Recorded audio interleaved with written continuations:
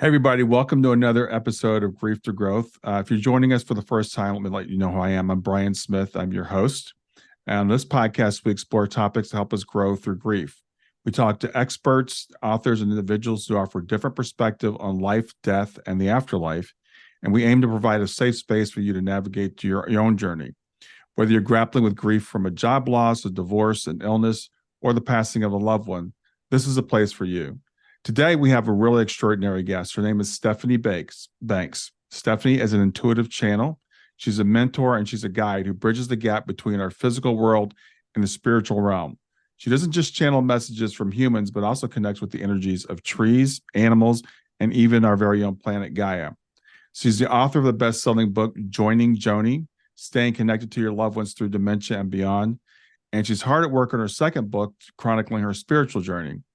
If you've ever questioned the power of intuitive gifts, you might have seen her in TED Talk, I Am an Intuitive Channel, which I watched recently, and we were just laughing about how it's been flagged by the TEDx people because it's from the materialist mindset, but it's a great talk. And today we're going to dive deeper into the fascinating world of intuitive channeling. We're going to explore how it can be a vital tool for soul-level connection and for healing. So, Stephanie, welcome to the Grief to Growth podcast. Thanks, Brian. Thanks for having me. I'm excited to see where our conversation goes. Yeah, I'm really excited about having you. This is actually very personal for me. My wife's parents have gone through dementia. Her father passed from dementia. I think it was 12 years ago now. We're going through it currently with her mother, who's in the kind of the later stages of it. So it's I know what it can feel like to feel like you're losing someone. So start by telling us about Joanie and your relationship with her. My mama, Joanie, we had a great relationship and also not without its own complexities.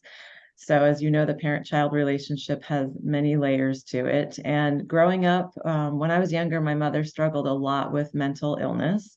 So I have that to thank actually for my ability to be really attuned to energy, because in order to live in a family when someone is struggling with mental state and mental illness, sometimes people develop very well-honed intuitive skills to be able to understand what they're walking into when they come home from school or when they wake up in the morning in order to prepare and predict and manage harmony. Hmm. So I had that in the background with my mom, and then she developed a form of dementia that affects younger people. It's called frontotemporal dementia. It's not Alzheimer's, so it's not as well known, but she started developing symptoms of it when she was in her 50s. And it wasn't for quite a few years that they even accurately diagnosed it. So for a long time, we thought it was just more of her depression or anxiety that was surfacing. And so she wasn't getting any proper interventions to help it. At the time, there weren't great interventions anyways, but at least knowing what she had would have been very helpful. And even though I was trained as a speech language pathologist and I had a lot of clinical experience working with people with cognitive disorders, it was really hard for me to apply that with my mom because it's a different relationship and there's emotional components to it. So I was finding that our interactions and our conversations were incredibly frustrating for both of us, and we were really disconnected. I needed to find a way to stay connected to her that transcended verbal communication, since that was becoming less and less of an option for her. And that's when I learned to connect through the soul. Yeah. So you met someone that was Jennifer, I believe, right? That kind Mhm. of led you to connecting through the soul. So tell me about that. Yeah, Jennifer is my best friend. She's on the other side now, but she helps me very much with my channeling work. And she's the first person that showed me that it was possible to transcend the three-dimensional connections and go to the soul and the heart of things.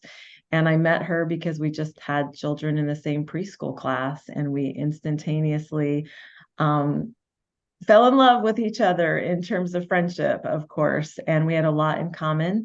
And Hmm. she was a channel, and I asked her, after seeing her channel for so many different friends and souls, I said, could you please help me with my mom? I don't know what she needs from me. I don't know how to be a good daughter in this stage of her life. And right now, it's not only dissatisfying, but it's deeply sad. And she channeled my mom for me, and I got to understand that what her soul needed, why it was in this part of her journey, what she was gaining from it, and how I could join her. Wow. So let's, for people that might not know, because the word channel carries a lot of misunderstanding and sometimes some negative connotations. So what does channeling mean to you? To me, it simply means connecting to divine energy, and we are divine energy. Mhm. So a lot of people think you have to go outside of yourself in order to make those types of connections in the spiritual or world or with your divinity, but no, it's within us. Mhm. So what's required to channel clearly and well is to keep yourself, to take really good care of yourself. Basically, your self care is absolutely foundational. And that's what allowed me to tap into what my mom's soul wanted to communicate to me so Mhm. that I could help pave her path of greater ease during the last years of her life. Yeah, and we hear about channeling and we hear about connecting with souls that are on the other side. We don't often hear about connecting with someone who's still in the physical. So when did you realize that was even possible? When I met Jennifer, Okay. she's the first person that showed me there are no limits here. Mediumship is what it's called when you connect to people, souls on the other side. And channeling is what it's called when you're connecting at the soul level, and it can be any soul anywhere. And that's now my jam, my zone of genius, I suppose, is connecting to the souls that are here on the planet. There's so much that we could be understanding that would make all of our lives and relationships so much smoother, so much more deeply loving if we peel away those layers of what we do in personality and go right to the spirit. Wow. I heard you say that with because of your mother's mental illness when you were younger, it seemed to help you develop this intuitive side. I've heard that from a lot of people who are mediums that end up being professional mediums. It's like this part of us is almost forced to develop, I think, when we're living with that uncertainty. Has that been your experience as well? Yeah, I think that for me, I really needed harmony. And when there's dissonance and disconnection and unpredictability that can come from mood disorders and any other type of mental illness, really, a child will do what they need to do to take care of themselves. And I really needed to feel, of course, loved and to have harmony in the home. So I learned to predict by reading this very subtle changes in energy from my mom, because everybody kind of calibrated to her, everybody in the family calibrated to what was going on for her. And so if I could figure out how to do that or how to make her laugh to bring her out of a funk, to help bring levity to situations, I learned to do that really well too. So it might have been steer clear, or it might have been move in and bring some humor to the situation. There's lots of options, but yeah, I definitely feel like it was born out of necessity to protect my own emotional state and space, and I'm using it really well now as an adult. Yeah. So I have to ask you, when it comes to that, do you believe that this is like your soul path, or was something that was planned for you to go through these experiences? Hmm. I definitely believe it's my soul path because it's what I'm walking, but I don't know that I totally believe in this predestiny, idea. I think Hmm. that we have free will and we apply it in all areas of our lives, and that can really change the trajectory of everything. Hmm. So we do have a lot of agency, I believe, over the direction our lives take and the people we're in relationship with. I also believe, though, that I chose my parents on some level, and and the gifts that I've received from being their daughter and being in that family dynamic are assets to my soul. Hmm. When it comes to dementia. I think, as I was telling you, I've been through it a couple of times with my in-laws, and one of the questions I think a lot of families have is like, what happened to my loved one? Are they still there? Are they still in there somewhere? What is going on? So what's your impression of what's going on, and maybe what's the relationship between the brain and the soul or the spirit or whatever we call that other part of ourselves? It's such a good question, and we can't really say for sure. But what I believe is that even though the clinical aspect of dementia shows that the pathways in the brain are disconnecting, breaking apart. There's not that ease of synapses and connections that we rely on. Even though that's going on, that person's spirit is still very much present and available, and their heart and their ability to love and feel love.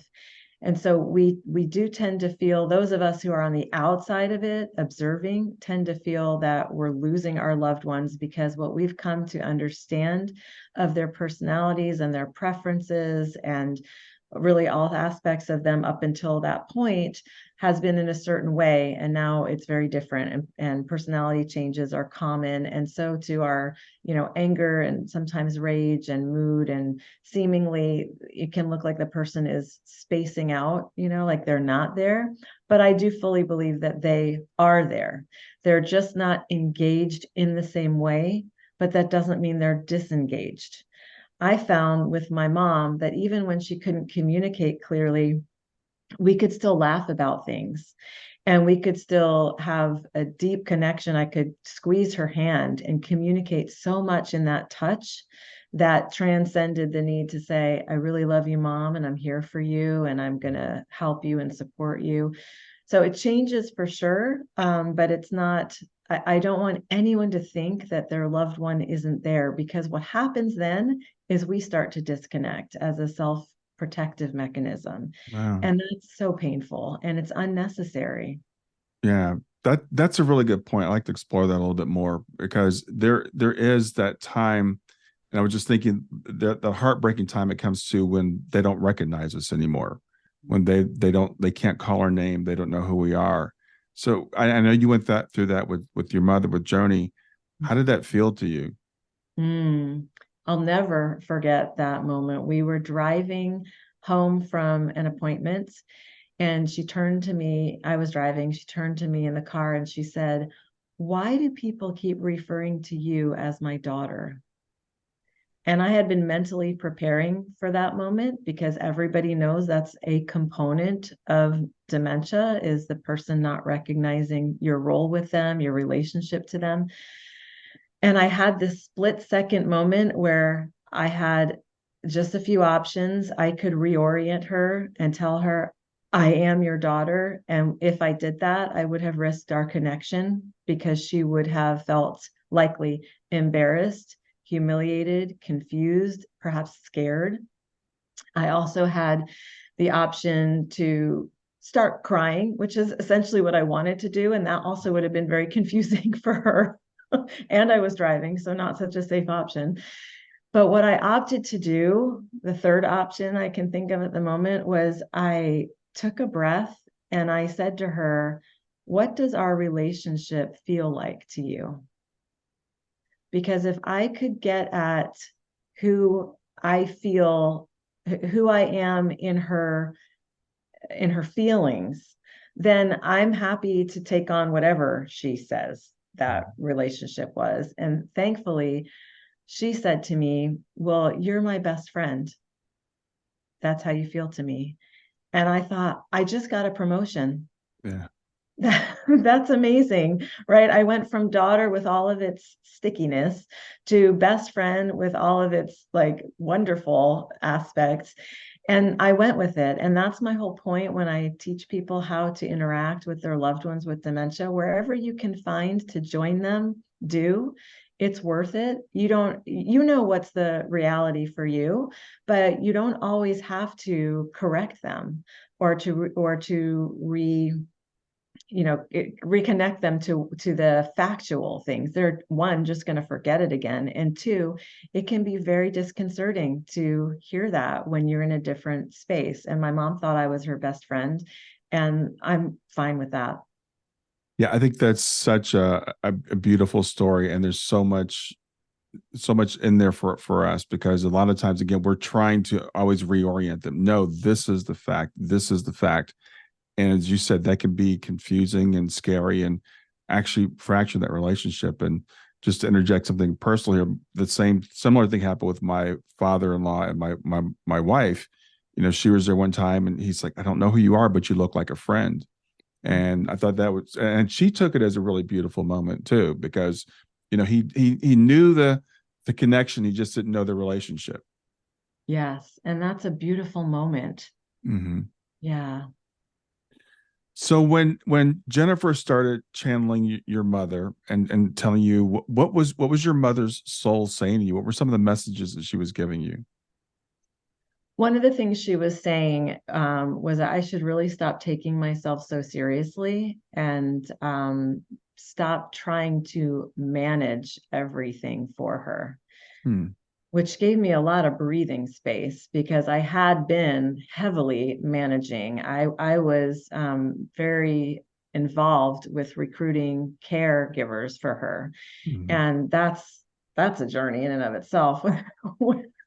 When you're interviewing people, and some are a great fit and others you just think maybe find a different job Yeah. because this is not your calling.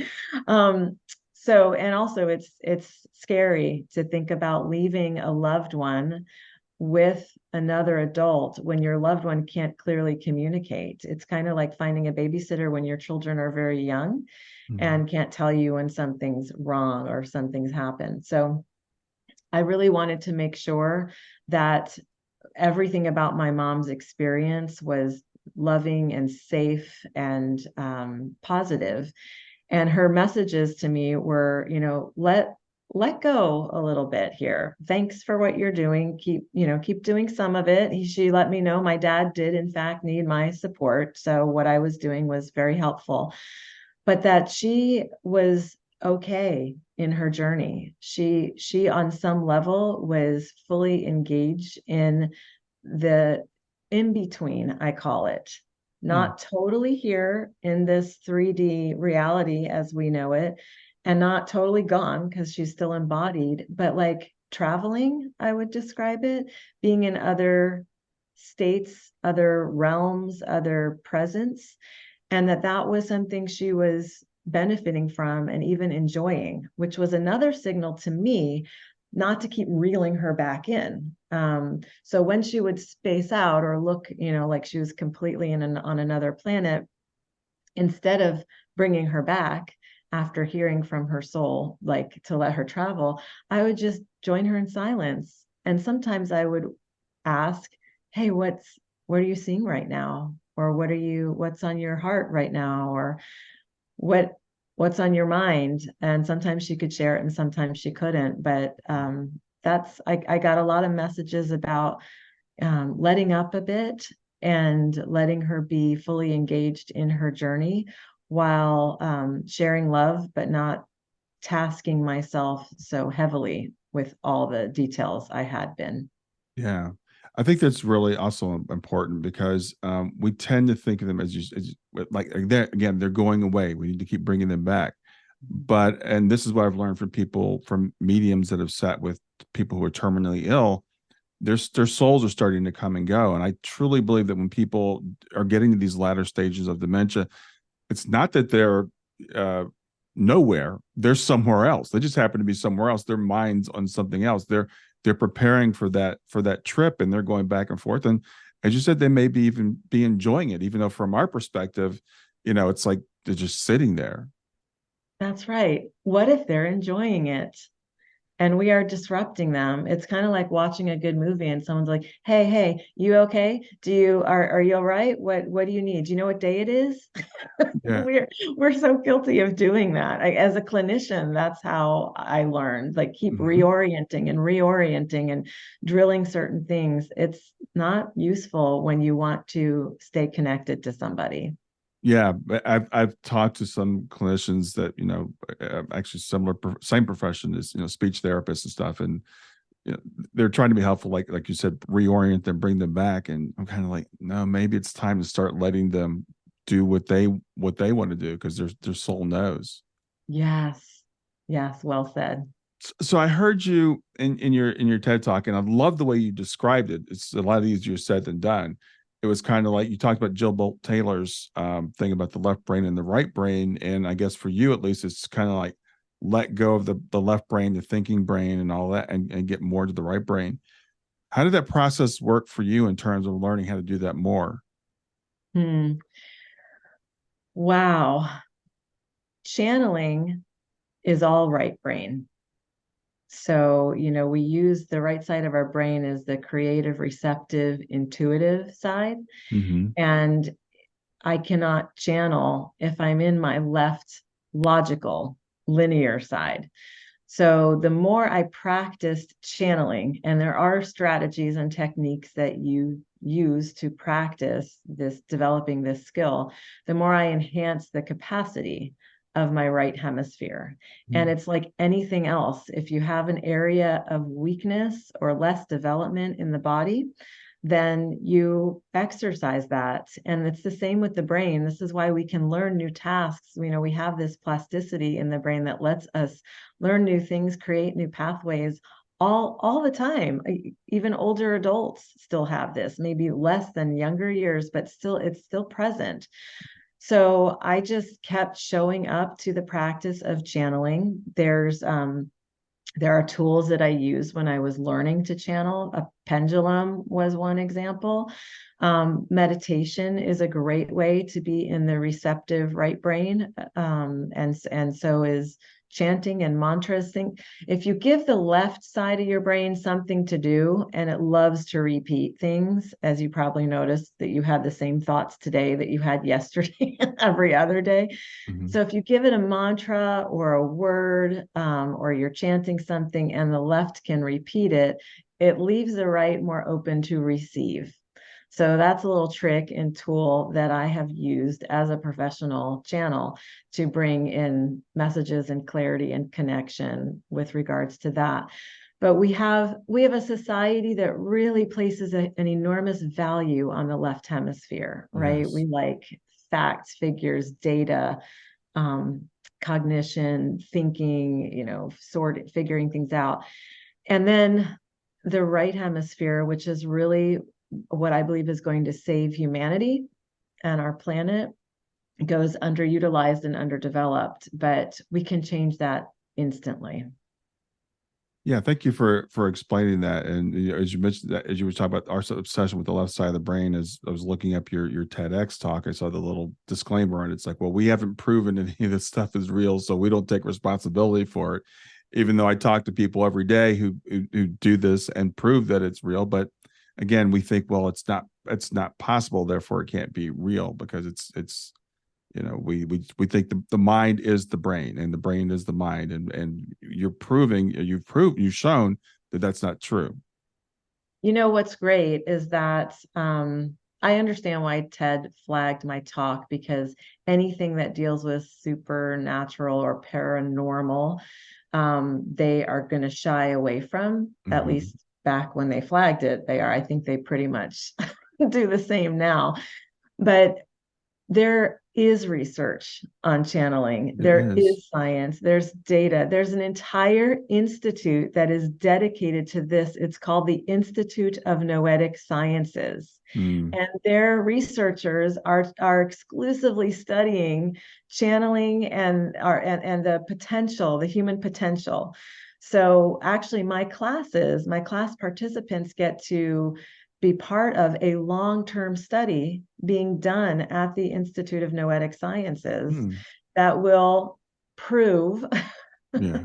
Finally, that channeling is a thing that it's our birthright. We are all able to connect in this way, but the data is there. It's just, we do need more research, and it takes us so long to get up to speed because humans are slow in that way to change our beliefs, our minds. There's sometimes religious beliefs that prevent us from connecting in this way or feeling safe connecting in this way. There's a lot of reasons why people would have fear around it, but Mm-hmm. it's beautiful. It's love. It's divinity.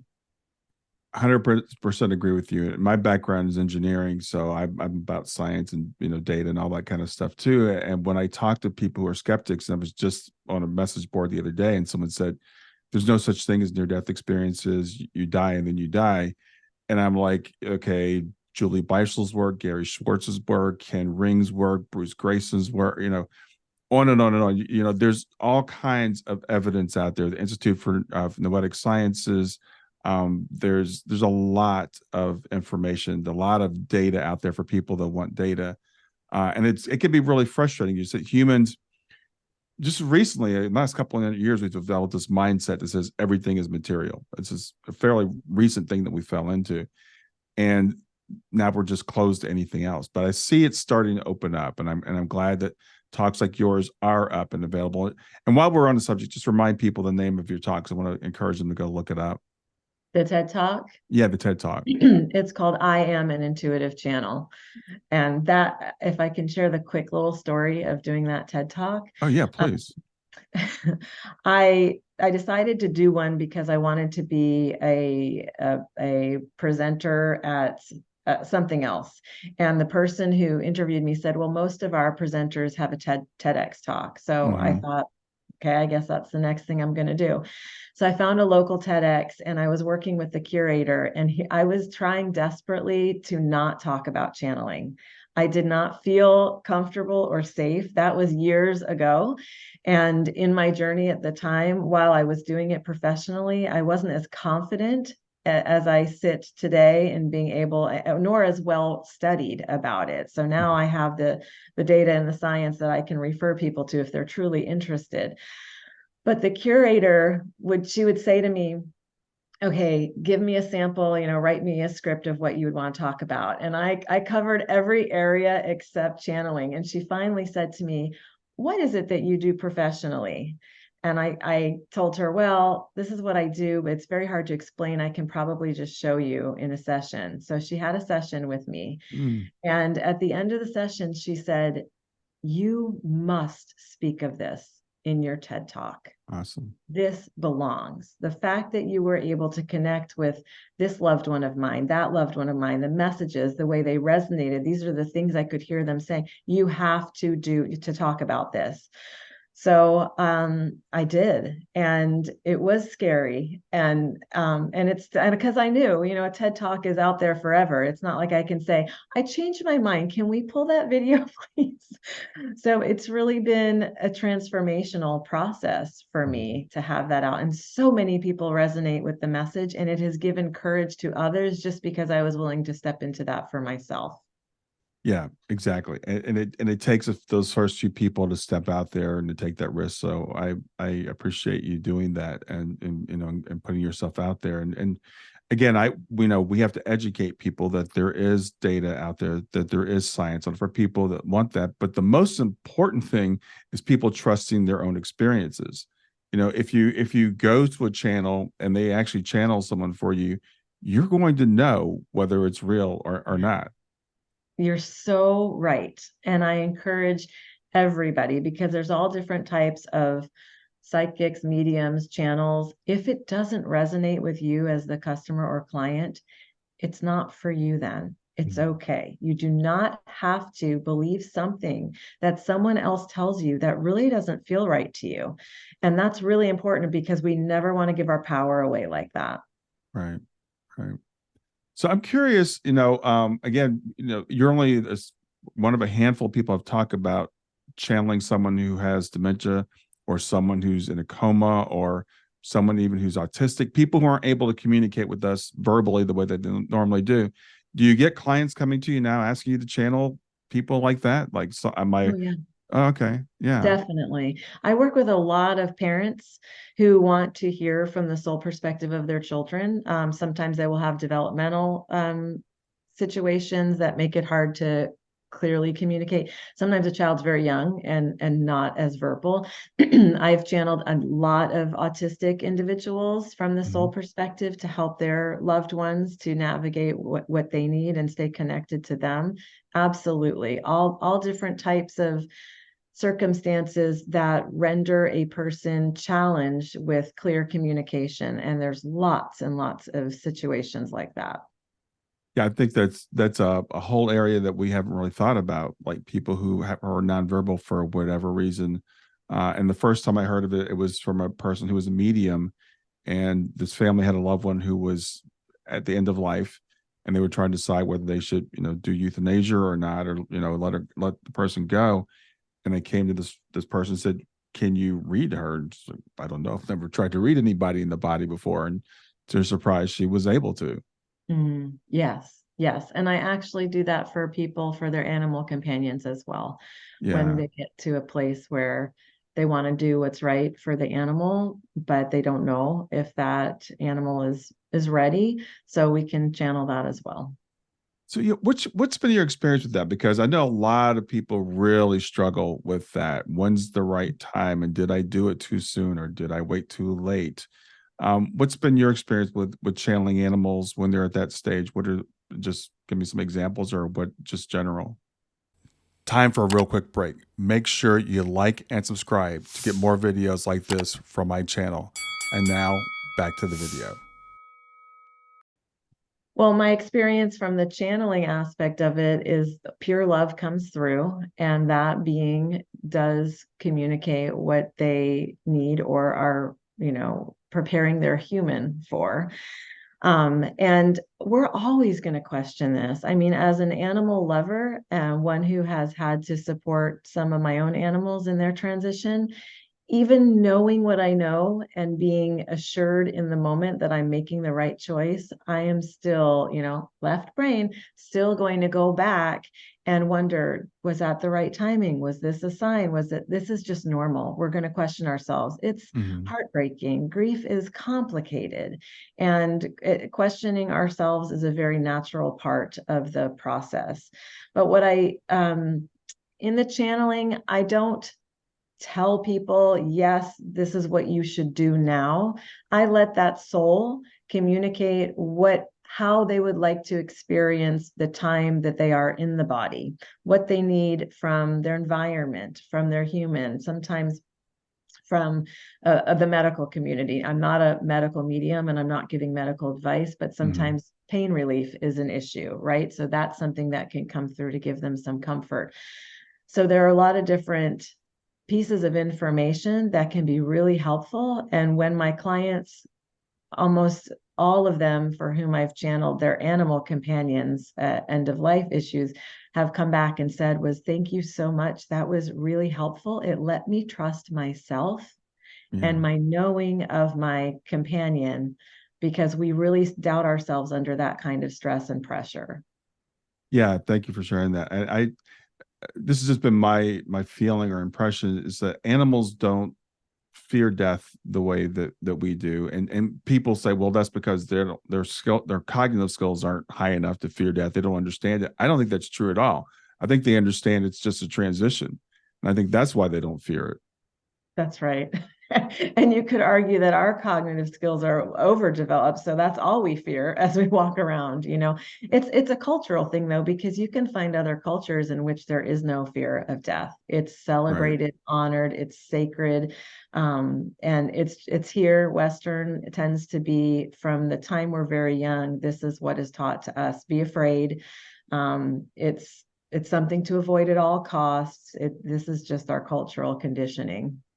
I truly believe that's why I was saying earlier. I think it's only been the last couple hundred years that we've come to this Western mindset, this materialistic mindset, this science. So there's still people around the world, lots of people around the world that understand who we are, where we come from, where we're going, and they don't fear death, and we fear what we don't understand, which is natural, and we've Mhm. put death, like, let's just put it out of our minds. Let's not think about it. where I'm never going to die. No one's ever going to die. And that's kind of the way we go through life with our eyes closed. Yeah, it's sad. It's because death can be beautiful. I know with my mom's passing, it did not look like she was going to be able to transition peacefully, but she did. Mm, And I'm so grateful. And I was right there. I didn't even notice that she left. It mm, was that peaceful. And after mm, so much tumult and so much chaos and strife, the fact that she was able to let go with my father and I present with her, and a very loving hospice nurse who gave our family our space to be in circle with her. It mm-hmm. was it was beautiful. It was exquisite, and she deserved that. Yeah. And you had, not to give away everything that you talked about in the talk, but you had a little bit of a surprise when you channeled your mother at first about her transition being sooner than you thought it was going to be. I'm trying to remember what you're Well, what you part. you were saying that, you're like getting ready for hospice when she was still, her body was still healthy. Yes. I'm sorry. Thank you for the cue. Yeah.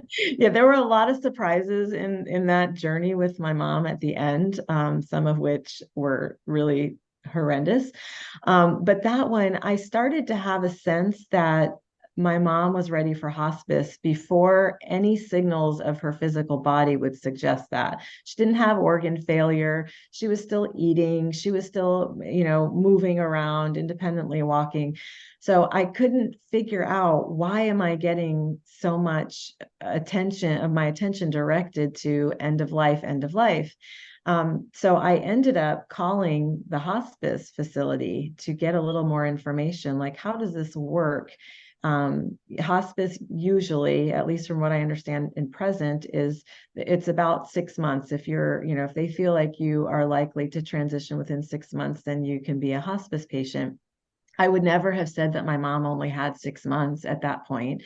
But I didn't know what the parameters were. So I spoke Hmm. with someone on the phone, and she said, well, how long has your mom had dementia? And I said, it's been more than 15 years. I think she dropped the phone because Hmm. that's a very long time Yeah. typically. Right. And so she said, we're going to come over and evaluate.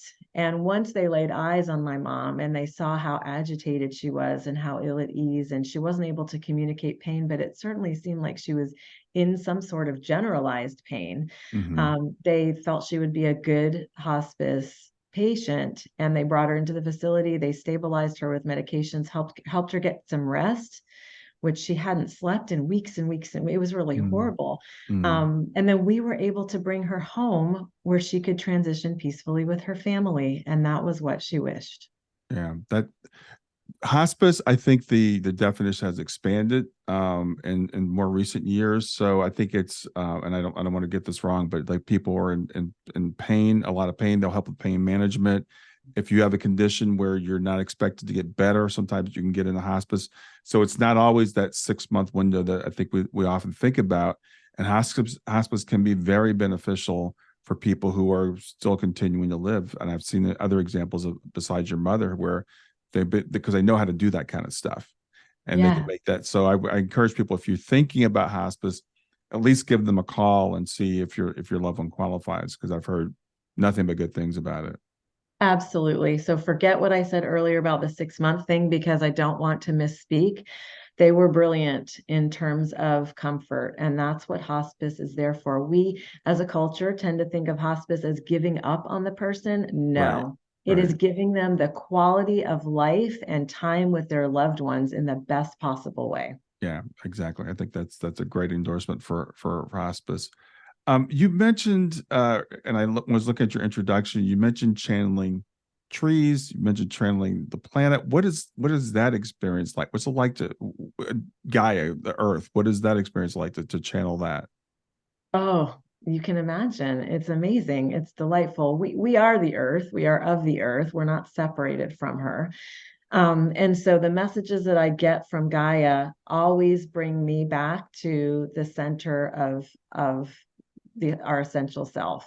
And Hmm. we're here to be in harmony with this planet and with all life upon it, really. And we've gotten very far from that. Humanity has. We're a exploitative, and destructive behaviors have led to the destruction and situation on the planet right now that all of us are questioning, are we going to make it? Are we going to be able to redirect ourselves and heal and regenerate? So that remains to be seen. We do not know that yet. But she is always loving and always calling us back to this simplicity of the natural world. Everything in the natural world, when left to its own devices, works perfectly. It's in harmony. It is in reciprocity and right exchange. And we can learn a lot because that's actually our foundation, but we have come away from it. We can return to it. And the earth is a beautiful way to return to it. Getting outside in the natural world, observing the creatures, all of them, the big ones, the small ones, the worm that's flopping around on the sidewalk and needs a little lift to the soil. I do that all the time. And the bumblebees, just everything that we can notice in life, it brings us back to the truth and the essence and the beauty of us. Yeah, I hear this concept that Gaia is an organism, that Gaia has a soul, has a spirit, and it makes you kind of wonder, like, okay, what is the earth thinking about what we're doing to it? Because it's almost like we're deliberately trying to destroy the earth. I experience in the channeling with her that she experiences pain. Hmm. It's like watching your children self-destruct. Yeah. Yeah. So, and you also mentioned trees. So we don't think of trees as having souls or spirits. So what are trees saying to us? It depends.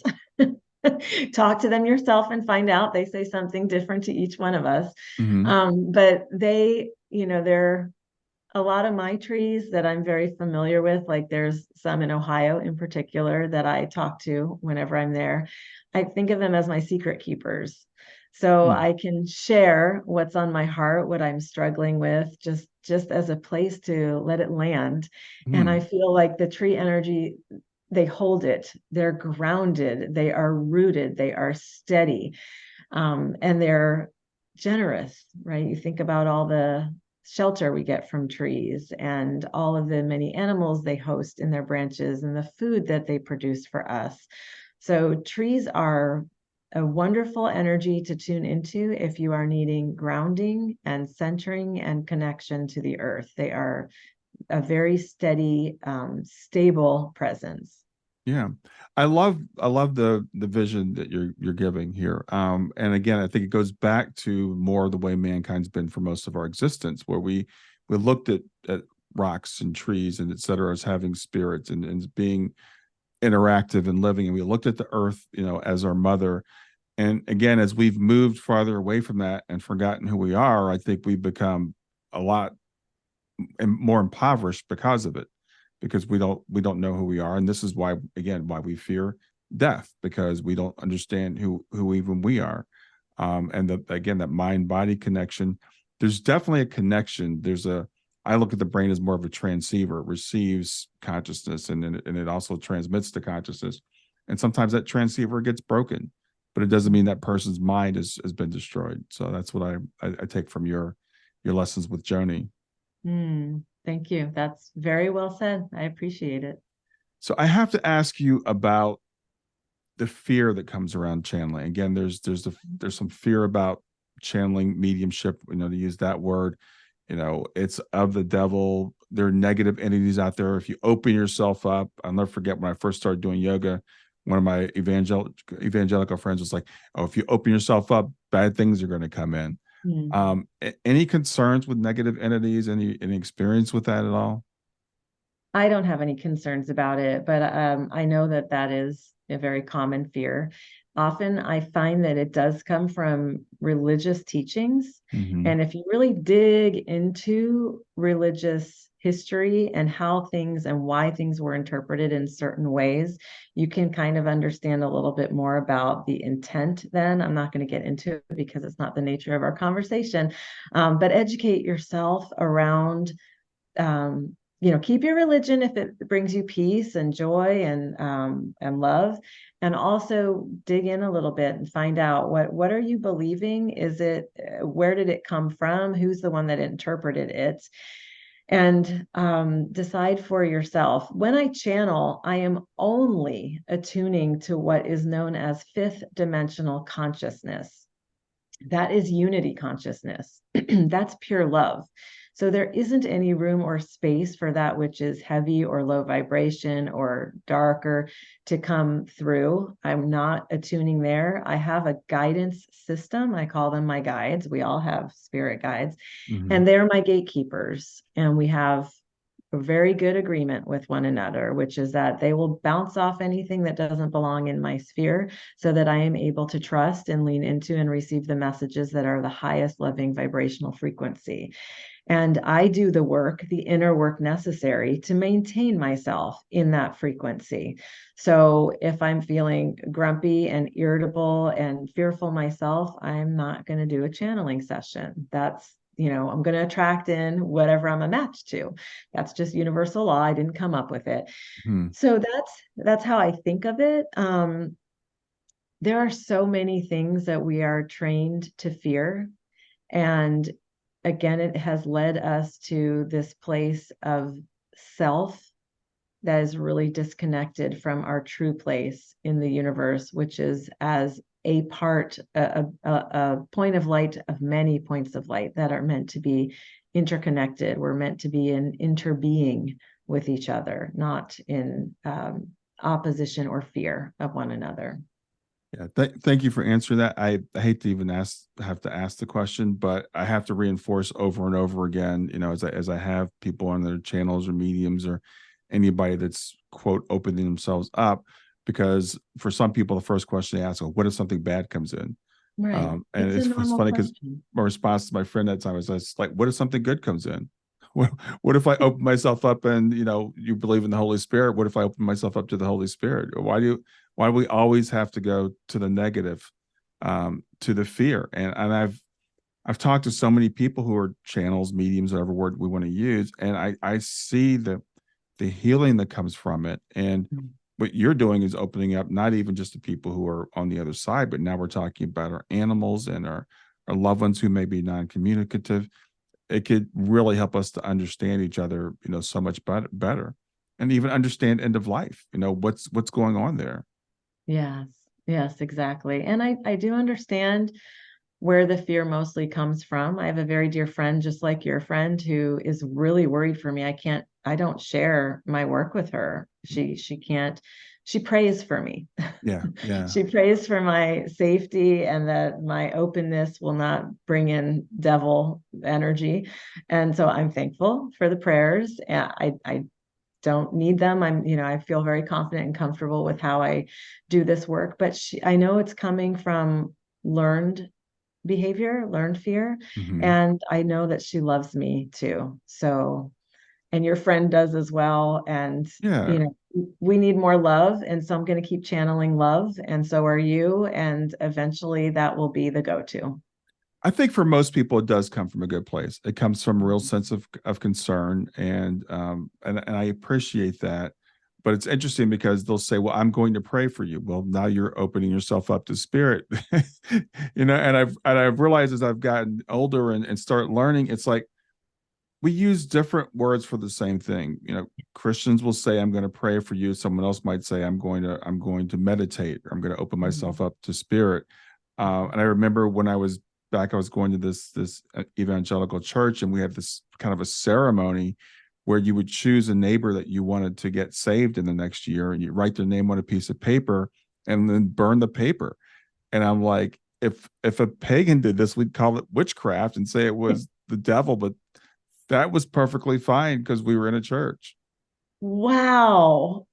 That's why I'm really encouraging people to explore what they have come to just accept in their religious teachings or upbringings, not for the purpose of upending your life. Just you are, your own agent here. You have the ability to really feel into, does this still resonate with me? Does this feel right aligned? Is this how I want to be or feel, because we get to choose different thoughts and beliefs if we want to. Right. And just, just imagine the healing that you're holding yourself back from. Again, going back to the Christian thing, we would do laying on of hands. For example, the Bible teaches the laying on of hands. Then I talk to people who are Reiki healers or other energy healers, the practice healing touch. It's the same thing, but if we call it one thing, then it's bad. If we call it another thing, then it's good. And if you've got a loved one that, again, is not communicative and they're coming to that end of life, imagine the healing and the peace you could get if you could somehow communicate with that person. Amen.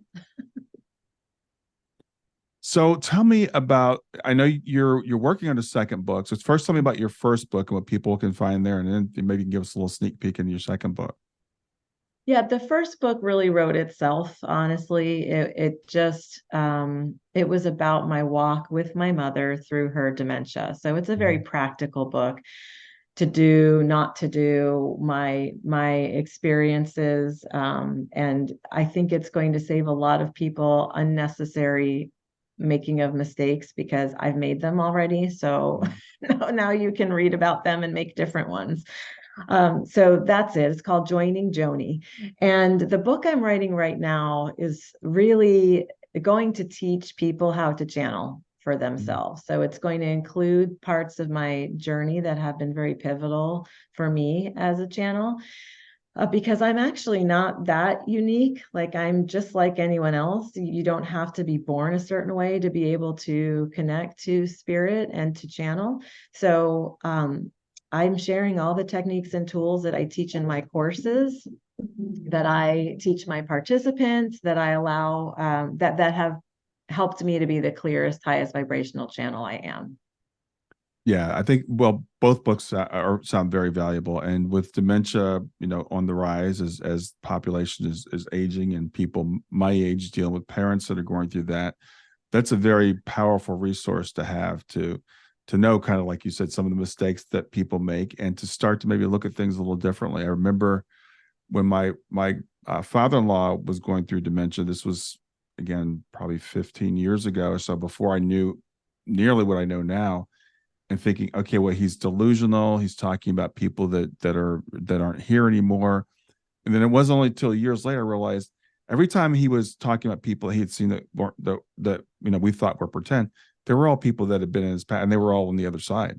So he was seeing people who had crossed over, and that's the perspective I have now. And so all these years later, with my mother-in-law going through similar things, not quite as bad with the delusions as he was, but again, it's like we see it. My wife and I both see it differently. Having gone through that with him and having learned all the things we've learned about the spirit and the soul, and it's a much more peaceful for us thing. Watching her make that transition and understanding. She's not gone. She's at this point she's going back and forth.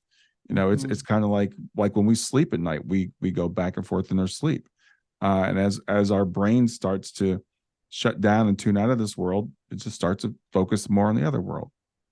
That's right. And if you have a loved one who has dementia and they are talking about seeing their loved ones who have crossed over, you can join them and ask them, so who's here with you? Are they saying anything? What do you feel in their presence? How is this, how are you connecting?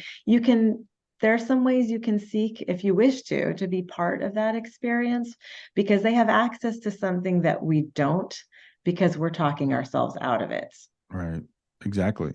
And that can also help with our own fear of our deaths as we all inevitably approach that point. If we can understand, what it is that they're going through, and seeing that it's not the end for them. And I think it's really interesting, the language they'll use. Like, they told me to get ready. They told me to pack my bags. They'll start to ask, where's my passport? All these traveling metaphors that they use. So it helps you not to see the death as not the end. That's right. It's a beautiful thing, really. It is. It is.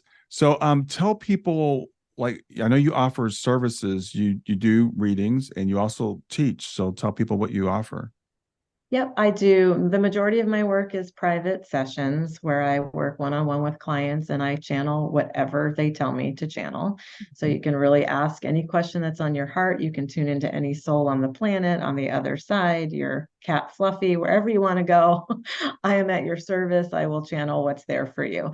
And then I also teach workshops and master classes. It's my greatest joy to watch people be astonished by their own ability to tune in and channel.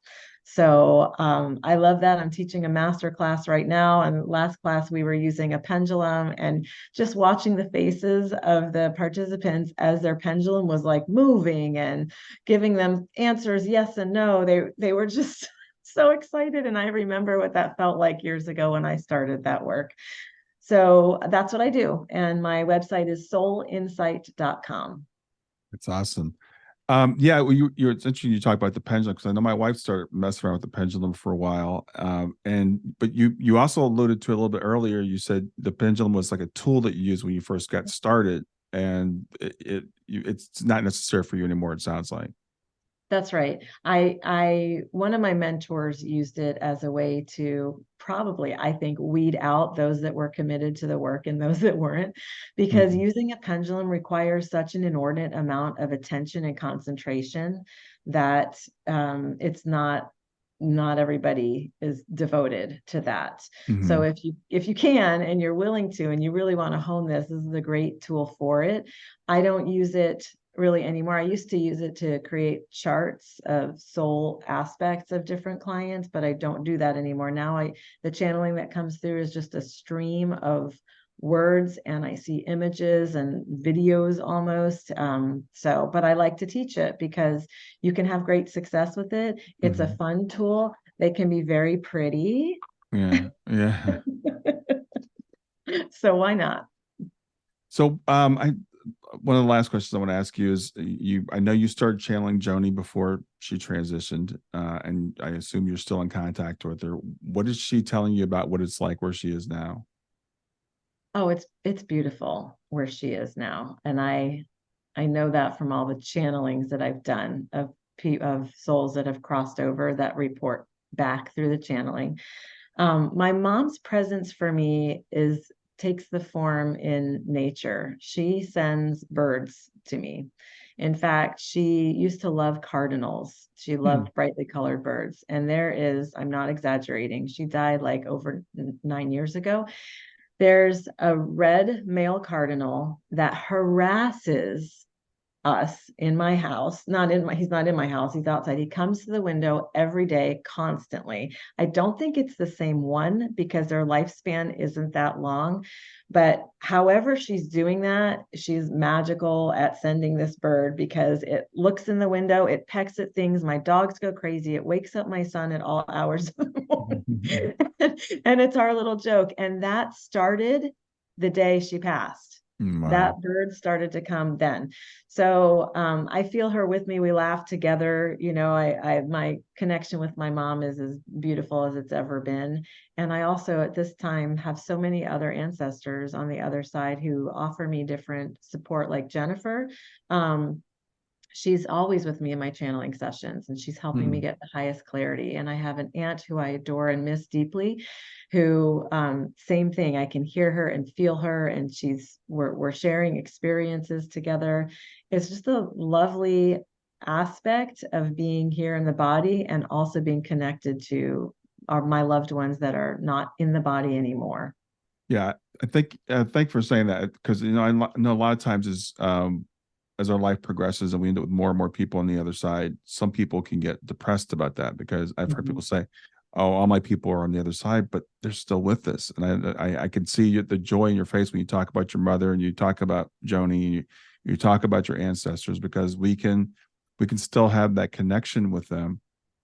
And channeling sounds is a very formal sounding word, and we're not all going to be professional channels or professional mediums, but learning to trust our own intuition, learning to shut down that left brain at least a little bit, through meditation and stuff, can start to open you up to the world that's always around us.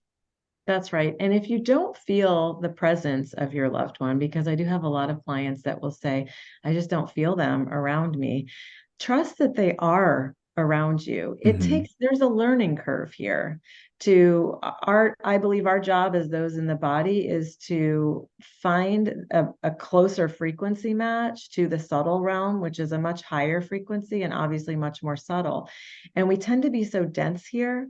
And so, again, left brain focused and distracted, that all these ways that our loved ones are trying to get our attention and stay in contact with us, we are just not paying attention to. We're just distracted from. So don't blame yourself for that. Just acknowledge probably they've been working on connecting with you for a while, and you can do the work necessary to align your energy closer to theirs so you can have that communication more easily. Yeah, that was well said. Because I get a lot of people tell me the same thing. It's like I'm not getting anything from them. Then we start to talk, and they're like, "Well, yeah, I do have dreams about them," or "Yeah, Yeah. there is this cardinal that comes to my window every day," or "I do see the number 1111 all the time," and so it's like, yeah, it's not that we look at those five physical senses, and it's like I don't hear them in my ear, right? But and so I guess maybe the last question I'm going to ask you about that, because I've done a little bit of studying of channeling and mediumship. And what's it like when how do you differentiate your thought from your loved one speaking to you, right? I'm going to try to channel my loved one, and I hear Shayna say this, and I'm like, is that me or is that her? Yeah. And then I would say, does it matter? Because that question will block your access. Mm, Because what it inherently suggests is that there's a wrong and a right. And if it's coming from your self, even your greater, grander, higher self, or your heart or your imagination, then that would be wrong. So we have to make sure it's coming from Shayna. And how will you? There's no way that I know of, having looked at research, to differentiate this. So I say, let's not. yeah. If you feel like you're making this up, celebrate it. Everything in existence on this planet, not created by creator, but created by humans, was first made up, was first imagined. Use your imagination. If it feels like it's something that you just assume that your loved one would say, you're probably right on then. Why would you think they'd say something so wildly different when you knew them, so beautifully in the body? So that's where I feel like we really need to start to give Mm, ourselves the freedom to connect, hmm. celebrate whatever comes through. And when you ask, am I just making this up? Say, oh, that's good. I'm Yeah. making it up. I'm in the imagination. I'm in the receptivity of it. And that will continue the relationship. Awesome. Thank you. Anything that you wish I asked you that I didn't? Anything you want to leave as a final word for the people that are listening? No, I think you were pretty comprehensive, Brian. Thanks. All right. Well, thanks so much for being here, for doing this. Thank you for stepping out and doing the TEDx talk and putting that out there, because we need more people doing that. We need more people spreading this message and letting people know that we're all still connected, and this stuff is real. So thanks, Stephanie. Thank you too.